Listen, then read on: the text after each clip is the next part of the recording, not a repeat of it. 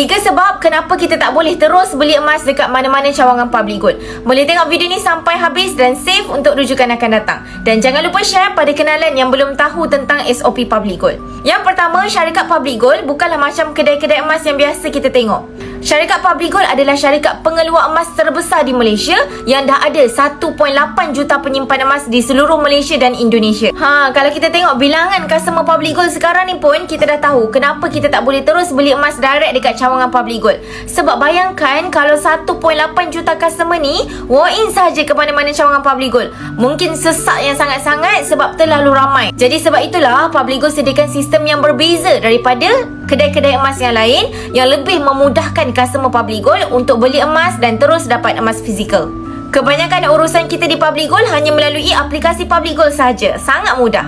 Yang kedua, public gold ada sediakan sistem introducer yang mana tuan-puan boleh register akaun public gold di bawah mana-mana dealer yang aktif. Mereka lah yang akan guide tuan-puan secara percuma saja, tanpa perlu bayaran 1 sen pun. Mereka akan guide tuan-puan jika tuan-puan ada sebarang permasalahan di public gold. Dan tugas utama dealer adalah untuk menyampaikan ilmu pada tuan-puan tentang cara bagaimana untuk kaya dengan emas. Jadi tuan-puan boleh sahaja cari mana-mana dealer aktif untuk bantu tuan-puan simpan emas di public gold. Dan yang ketiga, cawangan public gold hanyalah tempat untuk kita ambil stok emas yang kita beli, tempat untuk kita jual emas dan juga pajak emas kita.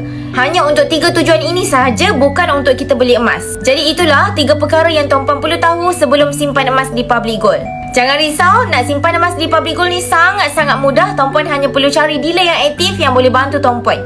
Nak tahu lebih banyak tentang ilmu emas dan kewangan dan tentang public gold, boleh follow dah rapat-rapat.